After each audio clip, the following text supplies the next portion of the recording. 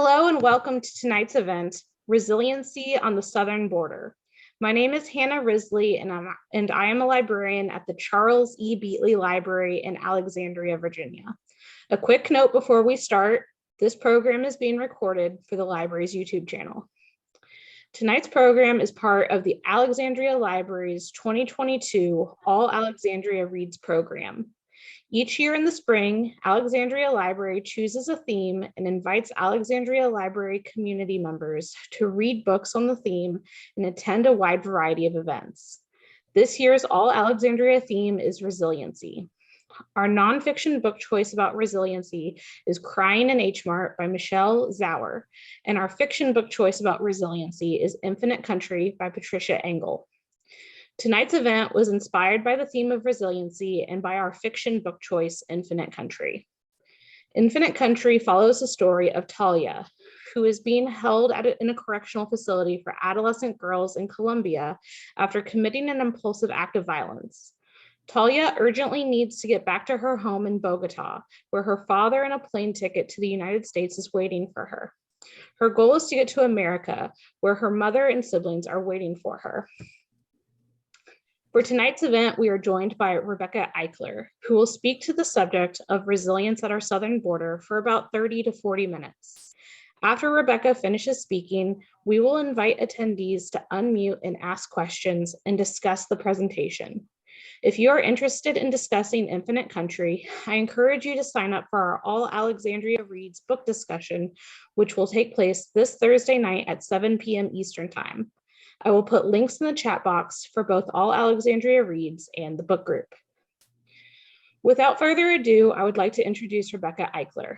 Rebecca is an immigration attorney and human rights advocate with over 20 years of experience practicing immigration law in the DC area and providing disaster legal aid around the world. She currently lives and works in Mexico as a human rights advocate, advising deportees from the US, migrants in transit, and asylum seekers at the US border. For the last 3 years, she has been a film subject of and advisor to Las Abogadas, Women on the Front Lines of the Migrant Crisis, a feature-length documentary coming out in the fall of this year. Please join me in welcoming Rebecca Eichler. Thank you so much, Hannah. And I want to acknowledge that Victoria Bruce, who is the director of the film, is joining us today, as is Corrine Shannon, who is our executive producer. And I'm so happy that they're here. And I'm looking forward to engaging all of you in conversation, though, as I was preparing my comments, I realized I probably went over time. So I will try, I'll try to get through everything that I had planned to talk with you all about today. I'm going to share my screen. Here we go. And get started. So as Hannah mentioned, Infinite Country demonstrates the resilience of the immigrant experience, both for those traveling to the US and the families that they leave behind. What is resilience, right? It's the capacity to recover quickly from difficulties. It's basically a toughness inside of us. As speaking of tough, I want to just give you a trigger warning because some of the images that I'll show are a little bit violent and they show the effects of violence. So just to be prepared, I'll try to give you a heads up if that's something that might bother you.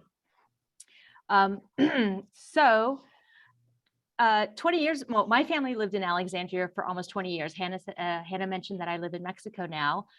We lived in Alexandria in the North Old Town area for almost 20 years. My kids went to Mount Vernon Elementary School, GW Middle School, and Alexandria High School. And we were regular visitors and regular patrons of Alexandria libraries. In 2018, this is a picture of us moving to Mexico. We left our home, our family, our friends, our jobs, pretty much everything that was familiar in our lives behind in Virginia, and we traded that for the unknown of a foreign country, a foreign language, and foreign people. When we left, friends called us adventurous and brave, and many probably thought that we were crazy to do this.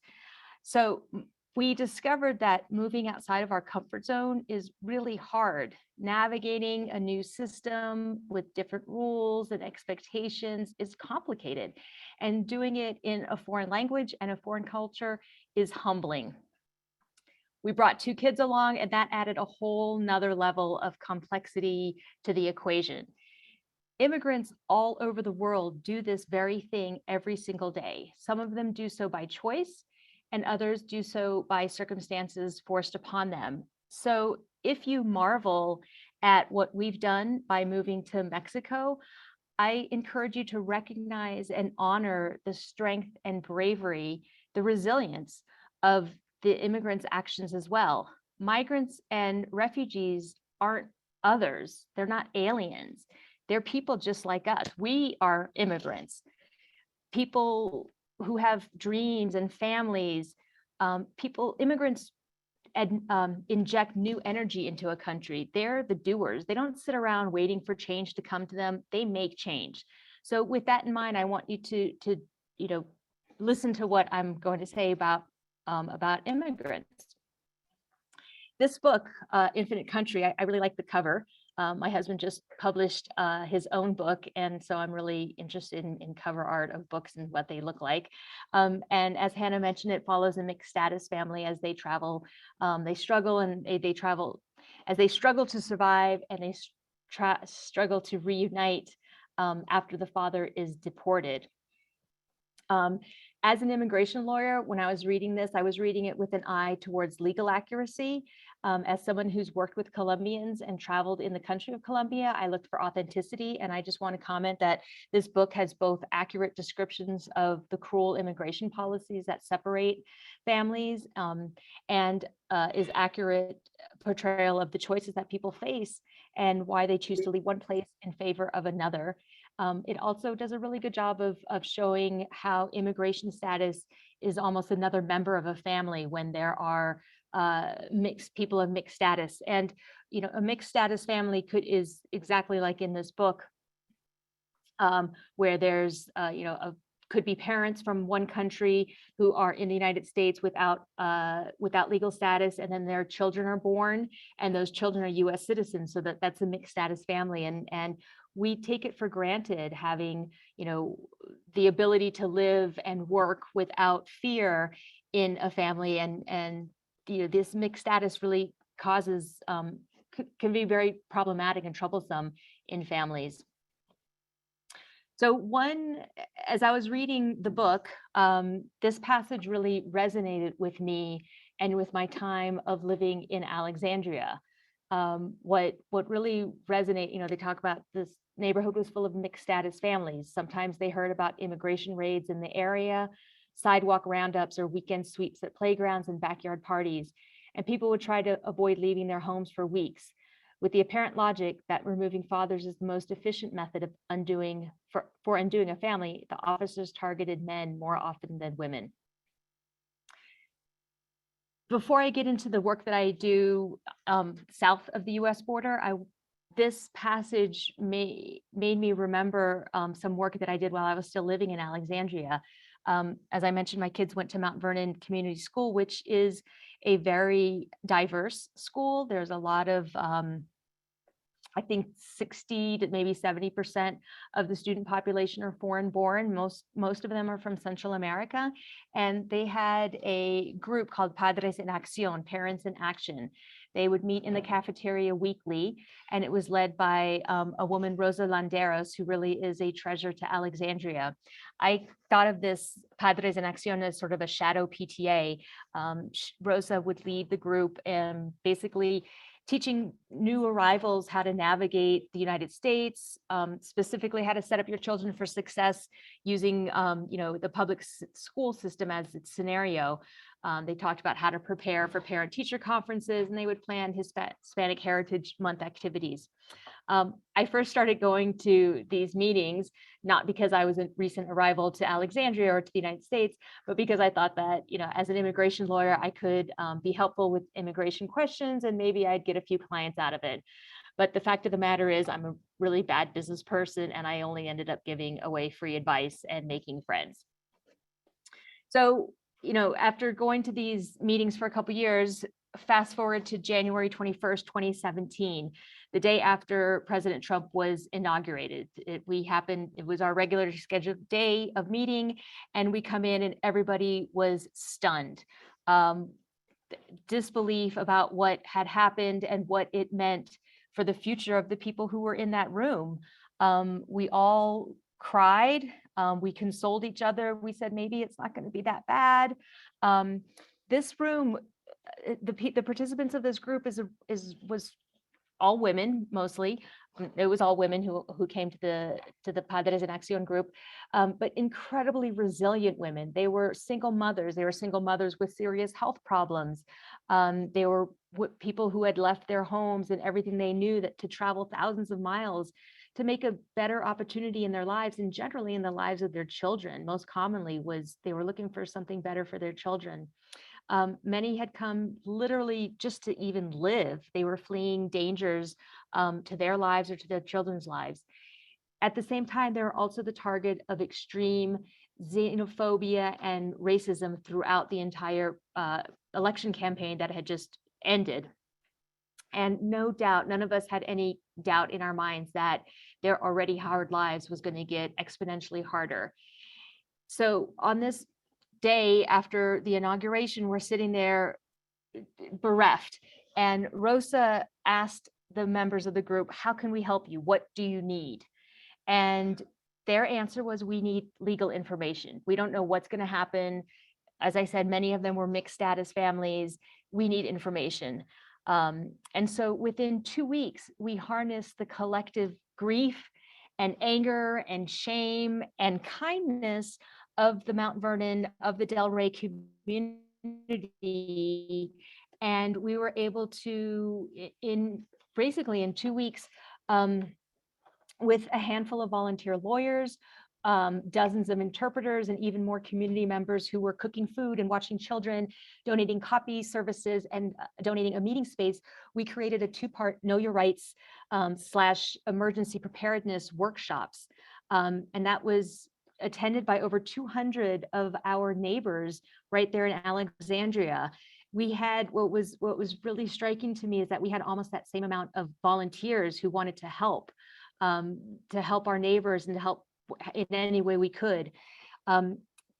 What we did at this time, we informed people about what their rights would be in the event of an immigration raid, what to do if they got stopped by either the police or by immigration.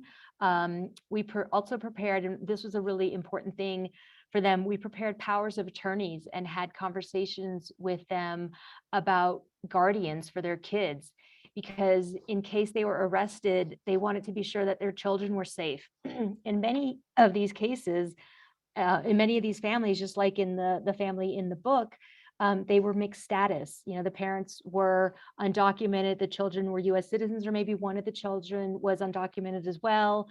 And so, as any parent would do, were very concerned about what would happen to their children in case they were deported. They wanted to make sure that their bank accounts, that their house, that their cars were taken care of. But most importantly, they had to think about who was going to take care of the kids, who was going to pick up their kids from school if they didn't come home one day. In fact, one mother, when I was there, told me of a conversation that she had had with her elementary school child on what to do if mom doesn't come home at night, who that child would go to, what they would do, and what they were supposed to do. Can you imagine having that conversation with a 6-year-old child? Just put yourself in that place. During this time, another family told me about how there had been banging on their door the night before. It was late at night, and somebody was banging on their door. And of course, their thought first went to immigration raid. They were petrified. They did not want to open the door of their apartment building. And fortunately they did, because as it turns out, it was a gas leak. And the people banging on the door were firefighters to evacuate the building. And so this is just an example of the real life dangers when we make people in public safety positions also enforcers of immigration laws. The building, luckily the people did evacuate, but they were very reluctant to do do so. Likewise, as we were planning these workshops, we wondered even whether anybody would come, because what this quote talks about, people would try to avoid leaving their homes for a week. People were not leaving their homes at this time. We were worried that nobody would come to our workshops because we were holding it in the evening, and people were very afraid of immigration raids. We were afraid that they might think that our meeting was a ruse to get them to come in and walk into an immigration raid. So as we honor the resilience, just not of fictional characters in this book, but of our very own Alexandria neighbors, people living crowded, living 3 to 4 families in an apartment, living with other people, working 2 or 3 jobs, sending half of their salaries home to their families that they've left behind. I want to honor the resilience of the people who don't know from day to day whether they might be arrested and treated as a criminal. And the only crime that they've committed is really an administrative status violation akin to a parking ticket. Oops, did I lose my screen? Are you still seeing it? I see Infinite Country chapter 12 quote. Okay, cool. I just pushed on a button. Good. So I just want to say, no human is illegal. Yet people coming to our borders seeking safety from harm, who have been raised on the image of the Statue of Liberty, of, bring me, you're tired, you're hungry, you're poor. Immigrants, my parents were both immigrants to the country. The United States holds this ideal of the defenders of human rights, yet people coming today to our borders are instead arrested, children are separated, and people are treated like criminals. This is how the US government has treated asylum seekers and refugees for the last 5 years. So I'm privileged to work with some of the most resilient people what I feel like are the most resilient people on earth, which is migrants. My work in Mexico started in the fall of 2018 with the migrant caravans. This was considered an exodus of biblical proportions. There were 5,000 people walking across multiple countries seeking safety in the United States, and this is what it looked like. This was just one day, thousands and thousands and thousands of people with children and everything that they own on their backs. And now I think about my own ancestors. My grandmother, my grandparents were in what was now Poland during World War II, and they had to flee their home. My grandmother had her mother-in-law and 3 or 4 children with her. And this, when I see these people walking with children, it makes me think of exactly the same thing that happened with my relatives. There was an incredible amount of faith among the people of the caravan. So many times I heard people saying, with God, anything is possible. God is more powerful than borders. We'll just tell them our stories when we get there, and they'll have to let us in. I asked one woman on this trip how long she had planned for her journey, and she told me that, I heard that the caravan was leaving tomorrow, and so I packed my bags and my kids and we joined them. Just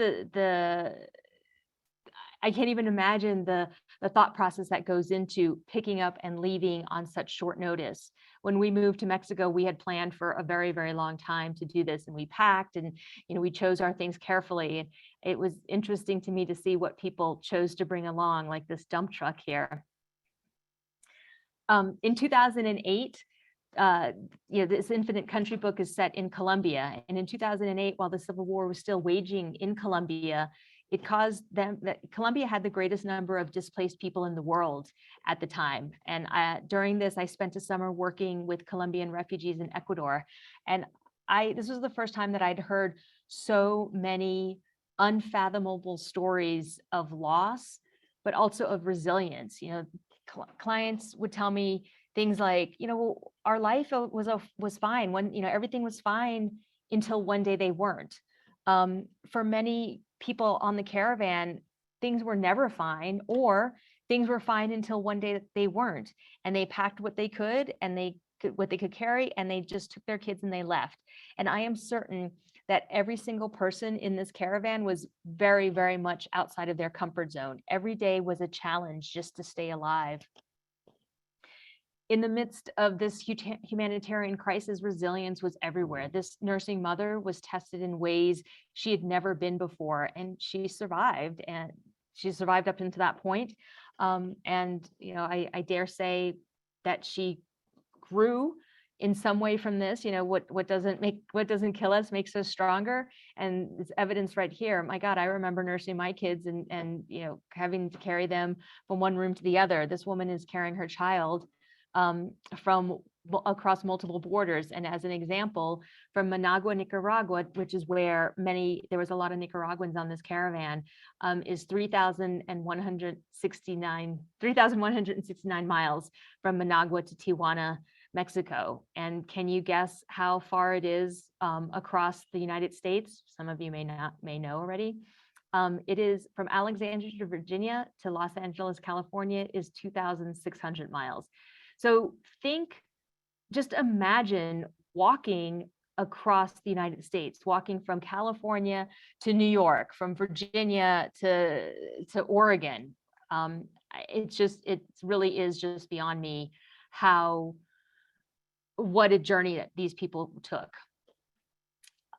Many people didn't know where they were. So in my work on the caravan, I had a map attached to my van, and that was a very popular attraction. So these kids, look at how young they are. They walked more than the distance from Alexandria to California. Heck, my kids didn't even want to walk to school when we lived less than a mile from school. This is a trigger warning here. There aren't any more caravans. There haven't been any large-scale caravans since a group of them, this cluster of caravans in 2018, because caravans today are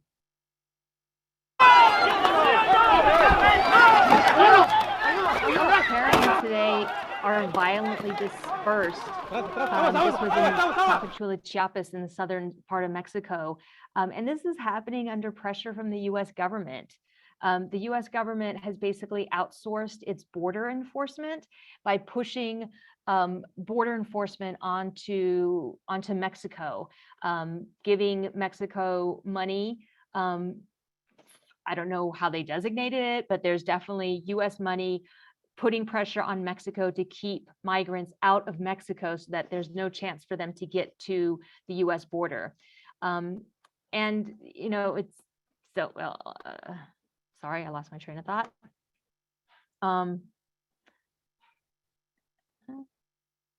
Why is this still here? So this is another video. Let me just see it again. Okay. So because of the crackdown on the caravans and the pressure by the US to keep the borders closed in the South, people aren't able to really walk across Mexico anymore. There's been pressure for transportation companies to make sure that people have legal documents before they'll sell them a ticket. Even when people do have legal documents, they don't sell them tickets. There's a lot of racism here in Mexico. And because of all of this pressure that keeps the border closed, people are forced to ride atop the cargo train in Mexico, which is called La Bestia, the beast. And it's called that because it is a fast moving train. There's no passenger trains in Mexico. It's all cargo trains, and people ride on top of that. This is an incredibly dangerous way to travel, because imagine you're sleep deprived, you're dehydrated, you're hungry, you have flip-flops on, and you need to run alongside a moving train. And one misstep can be absolutely fatal. It's so easy to slip and fall as you're trying to catch the train. And these images are the results, evidence of the result of what happens. Even people who make it atop of the train are targets for criminal elements on the train. Migrants are incredibly vulnerable and easy targets. So there are criminals who stay on top of the train. They prey on the migrants and rob them. And if they refuse to cooperate, many are thrown off of the train. Fortunately for the migrants, there is a migrant shelter in central Mexico, very close to where I live, called Albergue Aba. It's the only shelter in the world that provides comprehensive rehabilitation services to injured migrants, from injury to recovery. They have a unique relationship with the International Red Cross to provide prostheses for people who have been injured in accidents on the train. This is also one of the only a handful of shelters in all of Mexico that has continued to operate during the pandemic. They've continued to accept overnight guests during the pandemic. Migrants in transit can stay overnight, where the pastor who runs the shelter does his best to restore the dignity to everyone who enters through these doors. My involvement, I'm involved with this migrant shelter in 2 capacities. I consult with them when there are difficult cases, or when there's U.S. immigration related cases of migrants who have come through there. And I'm also on the board of directors of the Latin American Relief Fund, which financially supports the shelter. We raise money. We're a 501c3 nonprofit organization in the United States, and we raise money to pay, initially it was to pay the rent on the shelter. We had a capital campaign 2 years ago, and we were able to purchase the building that the shelter is housed in. And the pastor, who is a big dreamer and an even bigger doer, has his eye on another piece of property to create a center for human rights and long-term housing, because a lot of these, a lot of the people, he houses migrants in transit who are going north to the US border, and migrants who are also now, who have been deported and who are headed south back home. But he also houses asylum seekers and, as you saw, amputees. And so he wants to create a space for, for them to live, a long-term place for migrants to live. As I said, ABBA also has long-term residents, and I want to tell you the story of one young lady who found herself on riding the trains to join her mother in Mexico. She's from Honduras, and she was riding the trains, and this was her 3rd train that she had caught. And her luck ran out because she fell off of the train and under the train. And in this accident, she lost both of her legs. The train ran over her and she lost both of her legs. She was fortunate to be close enough to other people and close enough to ABBA, where she was brought. And this is her with her prostheses. I'm telling you about her because I've been working with her very closely for the last few days, because she and her mother are about to enter the United States. They're going to go to the United States to seek asylum, which is a form of legal protection for people who have suffered harm and who are in fear for their lives. I'm working with a team of at least 20 people to move them from this shelter in central Mexico to their eventual destination on the East Coast of the United States. I was sitting here and thinking about all the people who have helped, and we have the people, the doctors who helped to recuperate, the people who manage the shelter. We had a medical doctor evaluate her medical records to write an evaluation for her. We had a psychological evaluation. We have one person who's going to fly with the family tomorrow. They've never flown before. They've never been on a plane, and now she's in a wheelchair. So we've got a person volunteering to fly with them. Once they arrive at the Mexico-US border, there's a pastor who will pick them up from the airport and transport them to a shelter that he runs in this very, very dangerous border town of Reynosa. It's so dangerous that I've been told only cartel-approved drivers are allowed to be on the road to the airport. And I don't ask any questions, but somehow this pastor has the appropriate cartel approval so that he can transit in and out from from where his shelter is to the airport. We don't dare hire a taxi off, you don't flag down a taxi off the streets in Reynosa, because the taxi drivers are often in collaboration with the cartel members and will take their passengers not to their destination, but instead to a cartel house where they'll be held for ransom, because most people have family members in the United States waiting for them. So so then there's the pastor. There's on the other side, we have a U.S. immigration attorney and her assistant who are filing the paperwork for this girl to cross the border. We have a nonprofit who is going to pick them up, who's going to meet them once they cross the border and bring them to another shelter. Then we have another nonprofit organization who is, it's called Team Brownsville. They are going to coordinate transporting this young girl, this young woman and her family using a program called Miles for Migrants. If you have an excess of frequent flyer miles, you can donate it to Miles for Migrants, and they will buy airplane tickets for migrants to get to their final destination. I want to acknowledge Victoria Bruce, who is in on this meeting today. She's the director of the Las Abogadas documentary film, but she is also a powerhouse in her own right. And she basically put together this enormous team of people. She found a shelter for the family once they get to their destination. And there are at least 3 or 4 people at this shelter who are going to help them as well. So there's 20 people helping this one family just cross the border. And she is incredibly lucky because not everybody, hardly anybody gets this level of advocacy that this young woman has gotten here. So what I like, based on this 20 people, look for the helpers. You'll always find people who are helping. This is a quote from Mr. Rogers' mom, who used that to comfort him in times of scary, when you see something scary. Look for the helpers, because there's always going to be helpers. When I was during the caravan, it wasn't just me by myself. I was joined by 3 other Spanish-speaking immigration lawyers who came to help. And what we did on the caravan, where's the picture? There it is.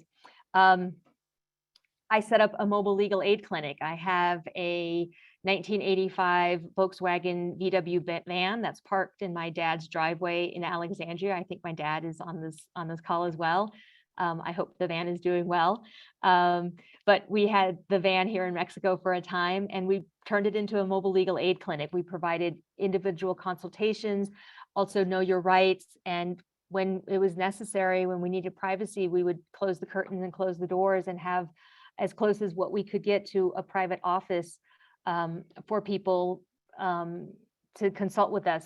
And at the time of the caravans in 2018, there was a lot of uncertainty surrounding the whole process of seeking asylum and what would happen to people once they got to the border, because the Attorney General at that time, Jeff Sessions, had just recently, like as in the day before, had upended decades of immigration law jurisprudence by unilaterally saying that gang violence and domestic violence were no longer qualifying grounds for getting asylum. So most of these people who were on the caravan would have fallen into one of those 2 categories, but they, we didn't know what to tell them anymore because he had just upended all of that. This is a picture of, when I see this picture, I think of the man this is me on top of the van, and I'm talking to one of the migrants in the caravan. And you can see there's a bag on the roof that looks like it has teddy bears or something. And I had seen him a couple times. I spent a couple days with the caravan, and I carried some things for him. This is the morning of the second day of the caravan, and people were asking if we could carry things for him.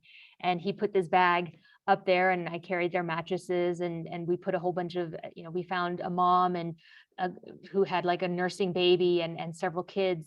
And we gave them a ride, and we tried to put as much stuff as we could on top of that van because, if we could lighten the load just a little bit for somebody, we wanted to be able to do that. And the next day, when we were getting ready to pack up to leave, I was coming back home, but the caravan was continuing on. This gentleman sought me out again, and he asked if I would be continuing on because he asked if I could carry that bag, that colorful bag with the, whatever stuffed animals on it.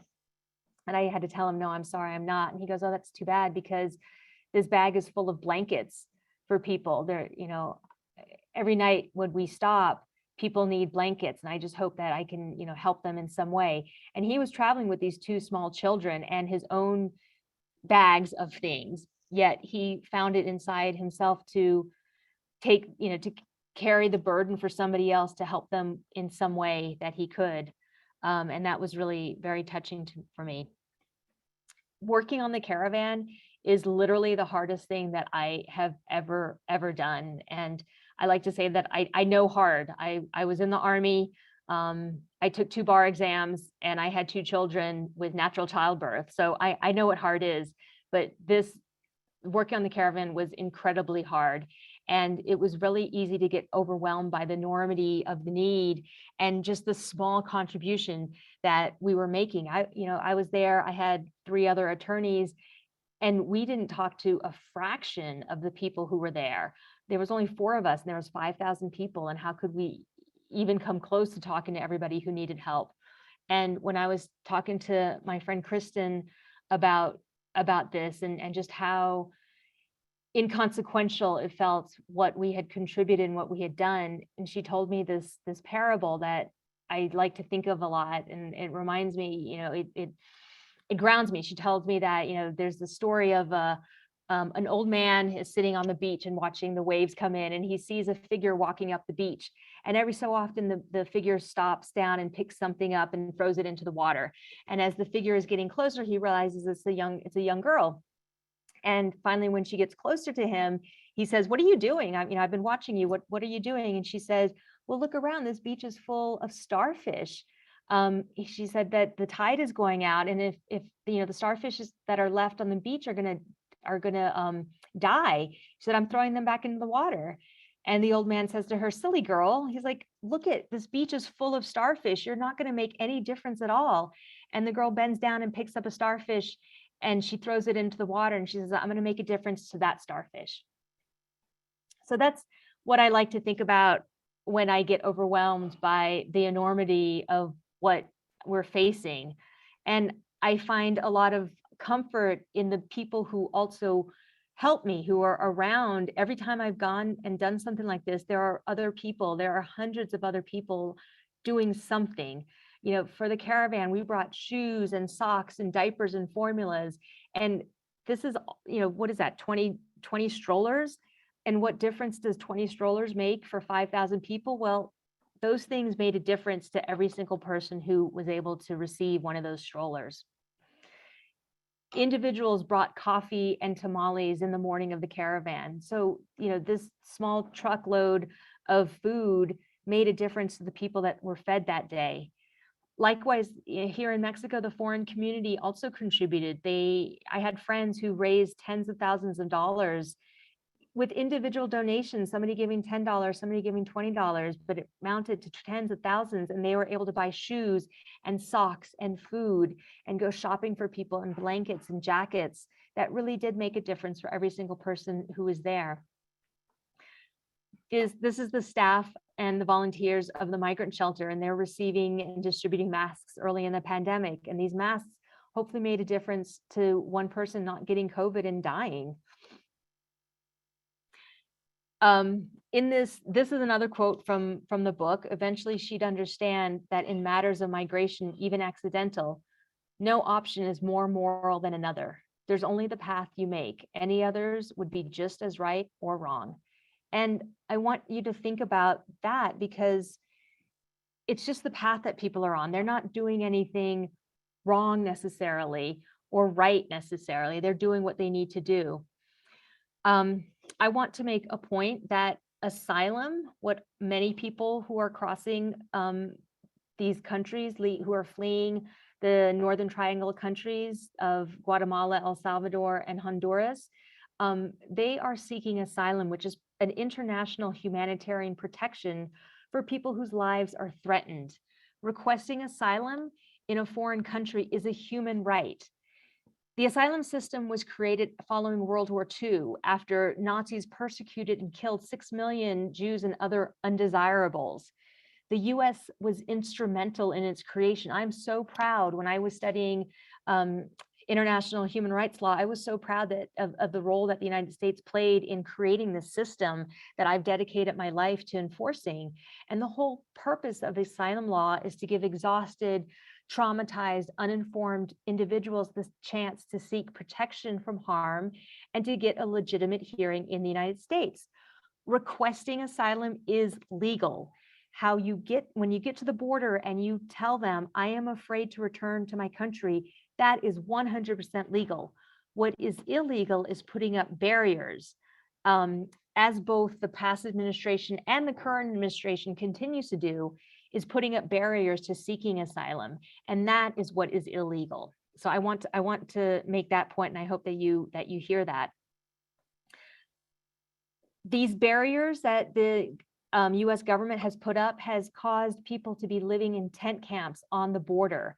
There are thousands of people living in tents on a plaza in Reynosa, Mexico. I think when I created this slide, there were 20 toilets that were part of this tent camp. There's no infrastructure, there's no water, there's no showers, there's no safety, which is really important to note, because Reynosa is the town that I told you that you need to have cartel permission to drive your car to the airport. Imagine what it's like to be living in a tent as a vulnerable person, and your tent gets unzipped one night. This is the refugee camp, the migrant camp in Matamoros, Mexico, a city some distance from Reynosa, but also a border city. This camp sits on, or sat, it was disbanded I think last year. They finally disbanded it, but it was sitting on the flood zone on the banks of the Rio Grande River.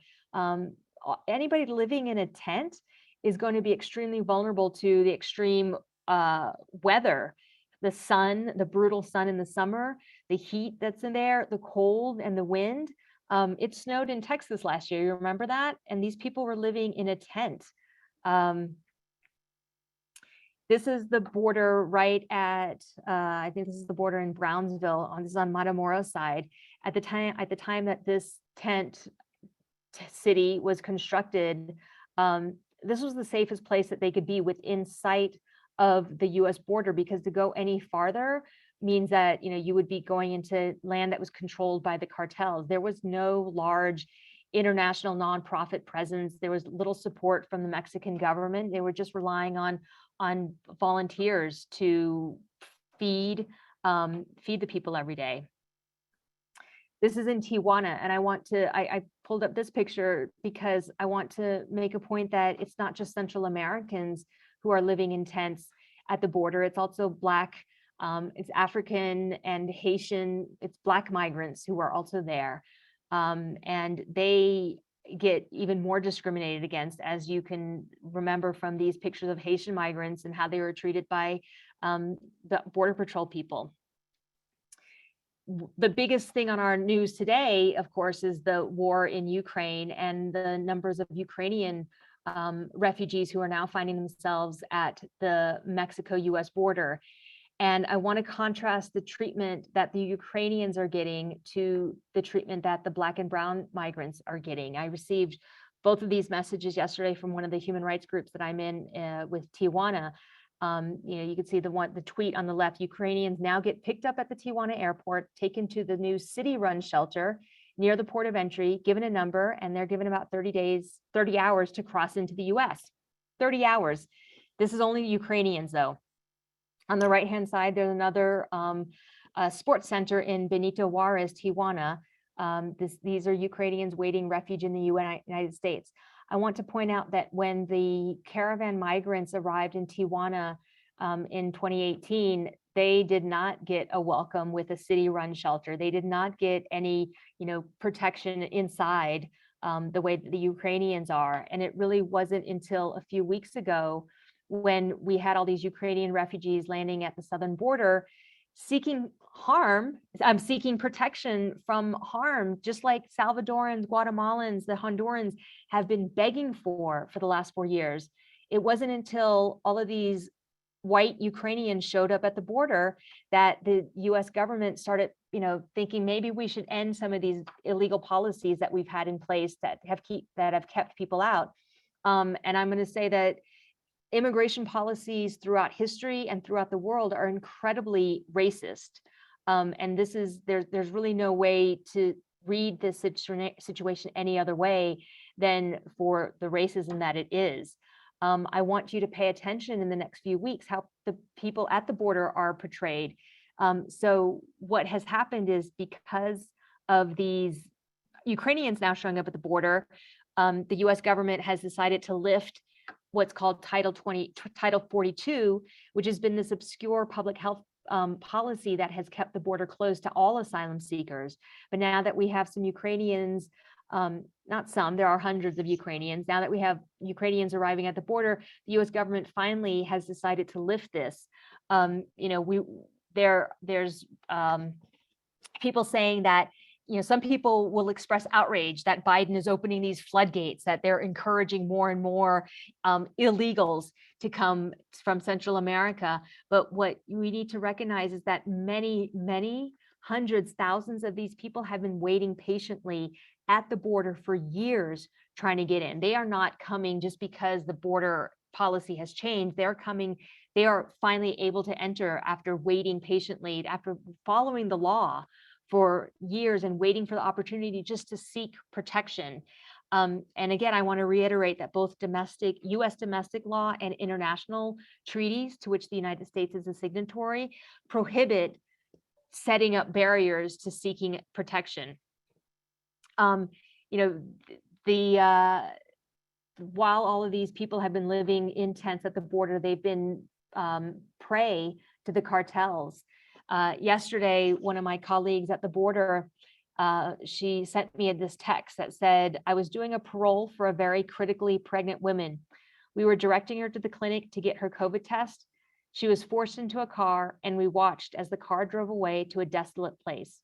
We haven't heard from her again.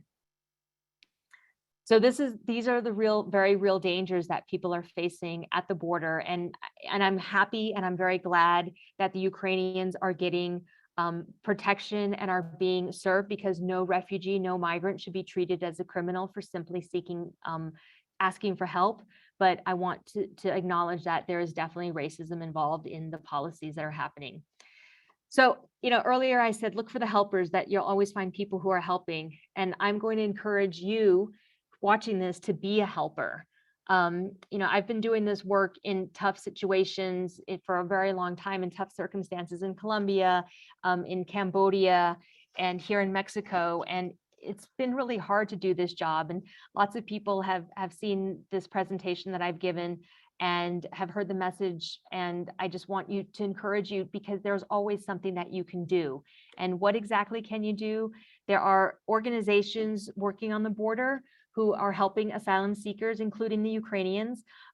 We have Al Otro Lado in Tijuana, South Texas Pro Bono Asylum Representation Project, ProBAR in Texas, the Florence Immigrant and Refugee Rights Project in Florence, Arizona, the Immigrant Defenders Law Center. These are all organizations, very reputable organizations that are providing help to migrants and asylum seekers. But what you as an individual can do, you can welcome immigrants in your very own community. Alexandria is an incredibly diverse place, and it's because of the immigrants that we have from all over the world. And you can do so, you can, pledge to welcome them, but you can also do things like, tutor somebody in English. Learning a new language is really hard. Sign up to do that. There are an infinite number of ways that you can help. But if you just start by helping with one thing, I'm going to challenge you or tell you, based on my experience, that you do one thing that's out of your comfort zone widens and you can do more and more hard things. You can also donate.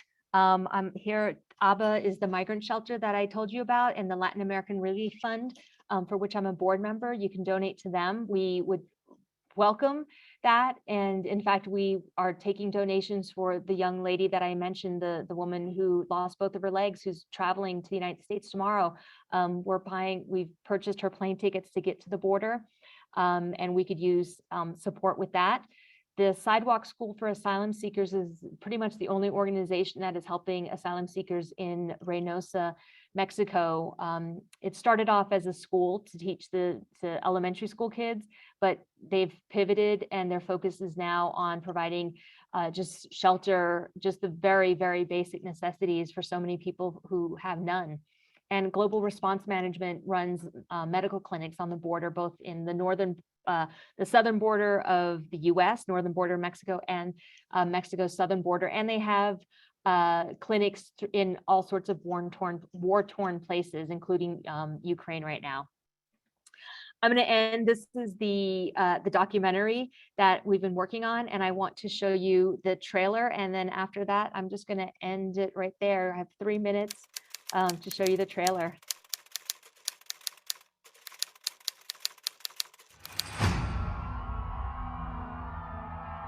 When Trump was elected, we all knew it was going to be bad, but we had no idea how bad it would get, and we had no idea how quickly it would get so bad.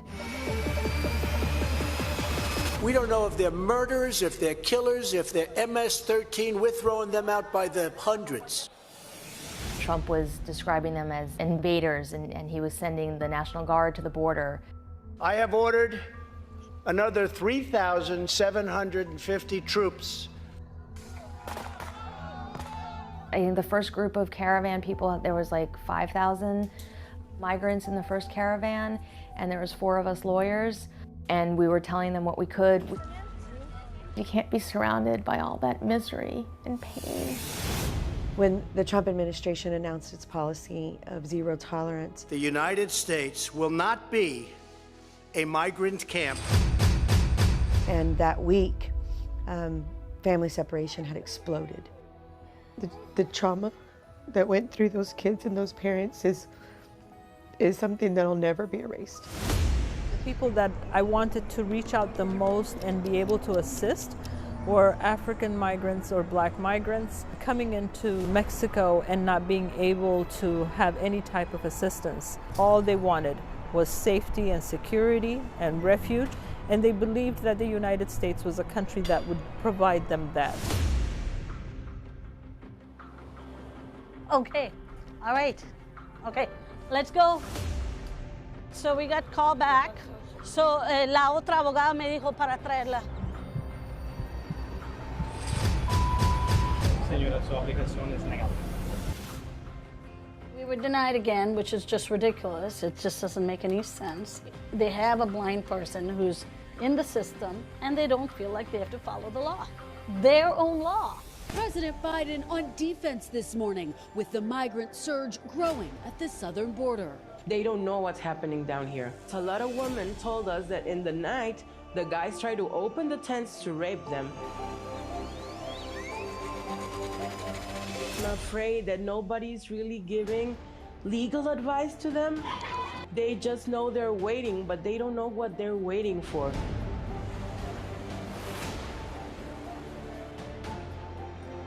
20-year-old girl whose mom was in the northern part of Mexico, and the girl came to find the mom to reunite with the mom, and she suffered an accident falling off the train.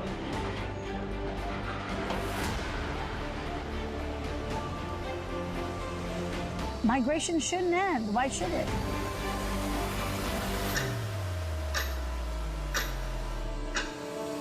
Human beings have migrated since the dawn of humanity. This is our basic human right.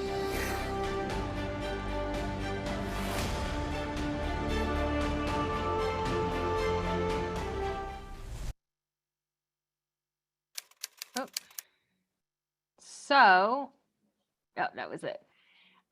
That's the end of my presentation, and I apologize for running over. I hope that some of you have some questions and might engage us. Oh, look, it's my whole family.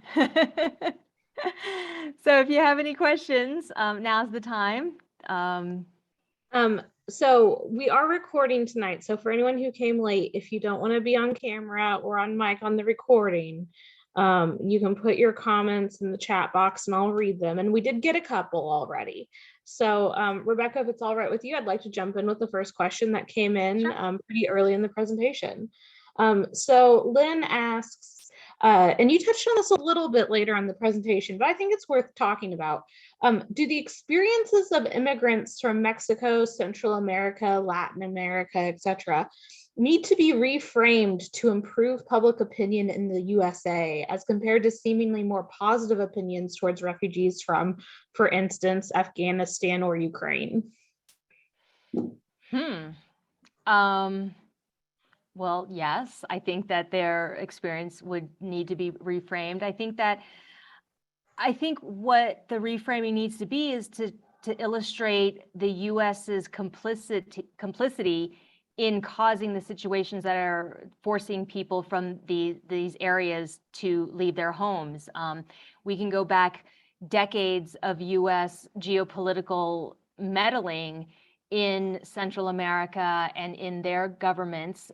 Let's go back to, during the Cold War, when Central American governments were seeing a revolution of sorts of redistributing the land in those places, and what the US in their mind was seeing as communism, which actually probably was communism, redistributing wealth that was being, vast areas of land being held by large absent landowners, very often American landowners. And the governments of these countries were like, no, this isn't fair. We want the land to be owned and held by our own people.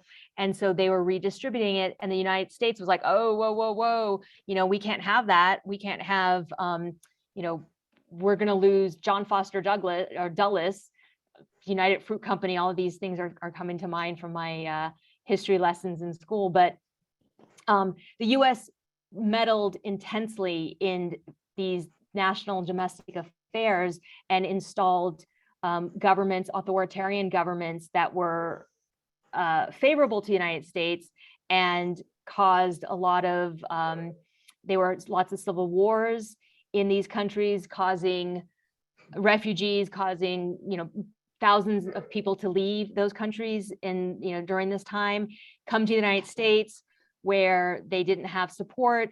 Then a lot of them ended up in jail, and a lot of the current day gangs, the international narco gangs that are operative in Central America, were born and bred in the United States and then exported when all of these people were deported back to a country that had suffered decades of civil war and had no functioning infrastructure.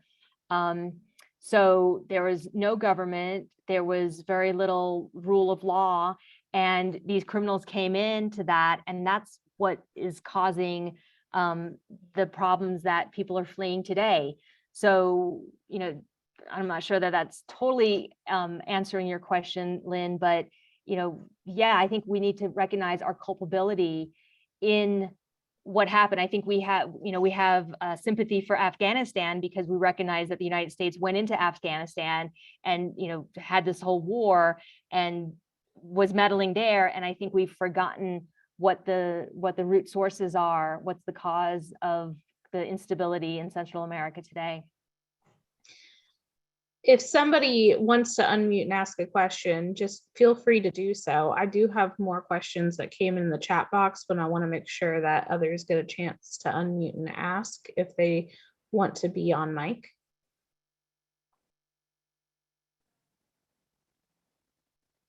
Go ahead, Victoria.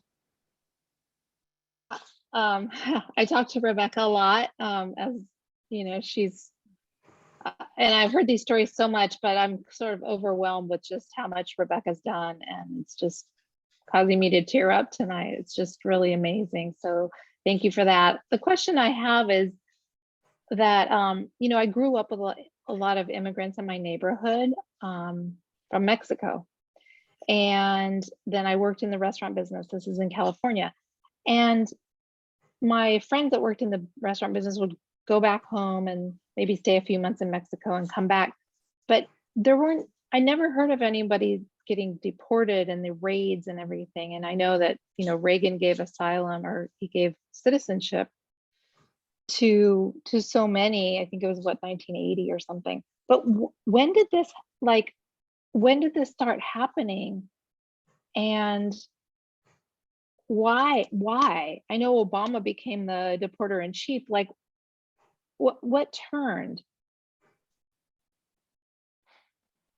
What changed? I actually, you stumped me.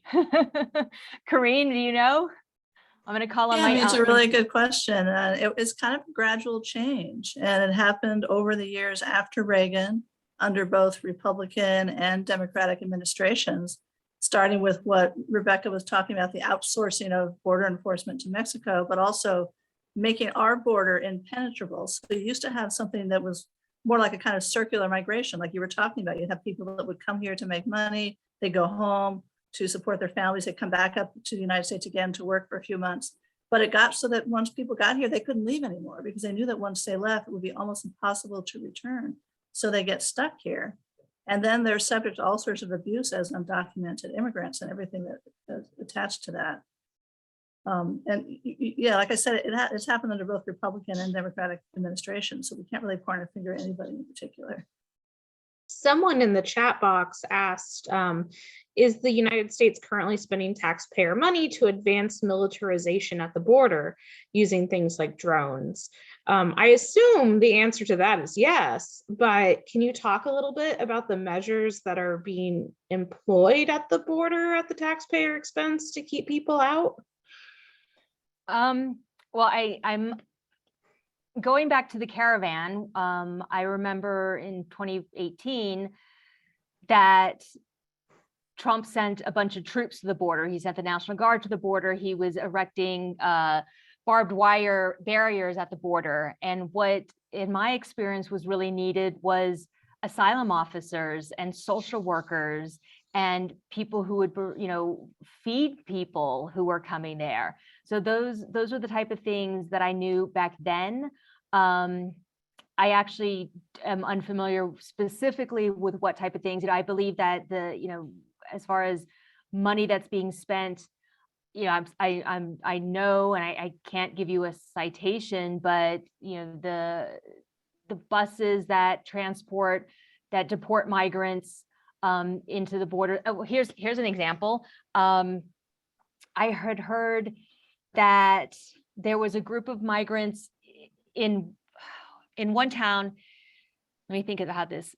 In Mexico, certain states have been refusing to allow the US to deport migrants back to Mexico. They say, we don't want to be involved in this, so you need to deal with it yourself. But this is on a state-by-state situation. So the US was transporting migrants to a different state, to the border with California, and deporting them there. And so, just the transportation of migrants to be deported elsewhere, there are deportation flights all the time.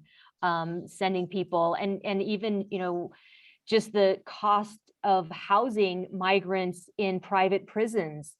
Vicki, you would know, the cost of that. I can't remember. We talked about that before. You just muted yourself. You need to unmute. There you go. Sorry, my son was cooking. Is something fried. So in fact, I don't exactly know, but I've heard it quoted as $600 a day. And one of the migrants that we follow in the film, she was imprisoned in a detention facility for 3.5 months. Now, there was no vetting, background checks or anything. She did get out on a bond, so she had to file a couple pieces of paper that she had somewhere to go. But it's only a holding tank to make the prison industrial complex money. And they went and lobbied for that, and this just blew up like around 2016, 17, 18. And now Biden's like increasing the numbers to like another 25,000 can be held in detention. And it's literally for nothing, for absolutely nothing. It's holding a person at the cost of taxpayer money. And it's not like a vetting process. It's not like they're not criminals, right? They've only crossed the border and trespassed. So it's an abomination. And then even after they leave the private prisons, often they are given the opportunity to have an ankle monitor, but that opportunity, the privilege of it, they pay for it. They have to rent these ankle monitors to make sure that they don't violate whatever the terms of their release are. So these are all things that the US government is spending money on, but also private companies are making money off of. We should also mention that ICE, Immigration and Customs Enforcement, is the largest law enforcement agency in the United States. In the most recent federal budget, there's $1.3 billion allocated just for border infrastructure. And the Department of Homeland Security as a whole is getting $132 billion of taxpayer money. I mean, it's just outrageous. Thank you, all three of you, for tackling that question. The same question asker has a question about the conditions of the caravan as people are migrating. She writes, I worry about girls and women who do not have sanitary napkins or Kotex, as well as people who need a bathroom. What is being done to provide these essential items? Is anything? That's a wonderful observation. And I don't know, one of the pictures that I show with in the van with all the strollers on the top, we did have sanitary napkins.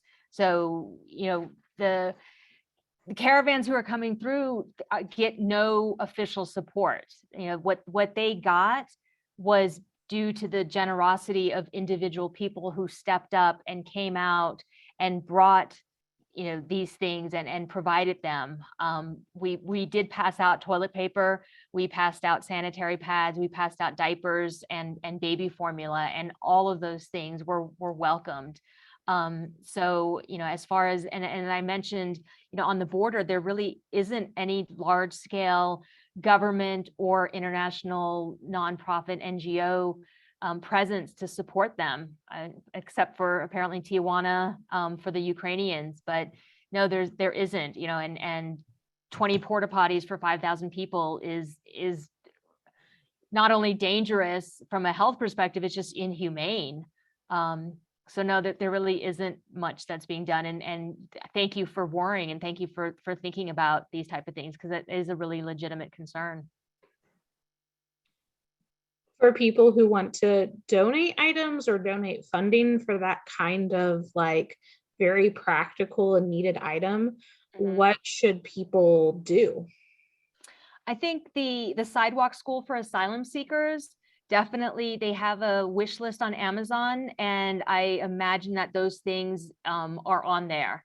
So the sidewalk school for asylum seekers, that was in my in the one of my slides, their website. Maybe somebody can look it up and put it in the chat. But they are a wonderful organization doing really good work.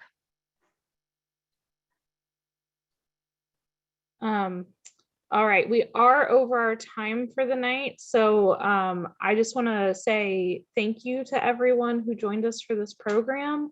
And thank you to Rebecca for coming out and doing this with us. Victoria put the link to the sidewalk school in the chat. So take a look at that if that is something you're interested in. I also in the chat box put a couple links, a link to learn more about All Alexandria Reads, a link to where you can join us for a book discussion of Infinite Country by Patricia Engel this Thursday at 7 p.m. Eastern time, and also a link to the documentary film website. Do you want to speak any more to the film, when people can expect it, where they'll be able to see it, how they can engage with it? I'll leave that to Vicky. She's the director. We are working away for what typically happens with documentary films is you do a festival rollout and a festival premiere. So we're shooting for fall festivals, and some of the ones we'll be applying to are Toronto, Doc NYC, the International Documentary Film Festival. And then, you know, once it does a few festivals, well, Rebecca hopes it does hundreds of festivals, and we're traveling to all of them. After that, it'll hopefully be on one of your well, for sure it'll be on streaming service for everyone to watch. And hopefully we're also hoping to use the film as an educational project to raise awareness about the plight of migrants. And, you know, we're still finishing the film, and any financial help would also be gratefully accepted. There's a donate button on the lasabogadasfilm.com website.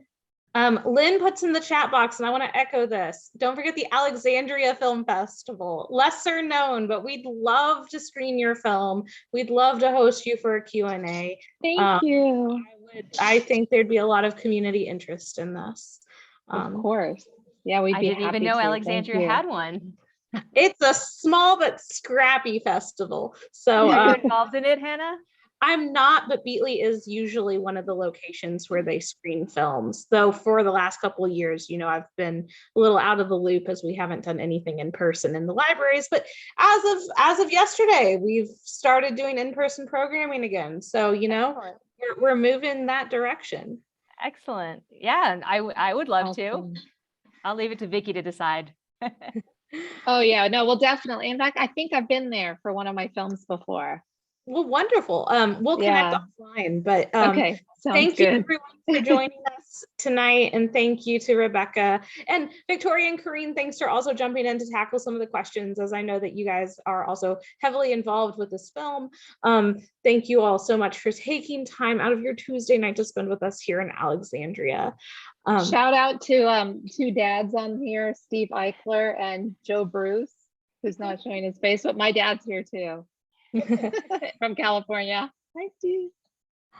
All right, everyone. Have a wonderful night. Thank you. Thank you so much. Thanks, Bye. Rebecca.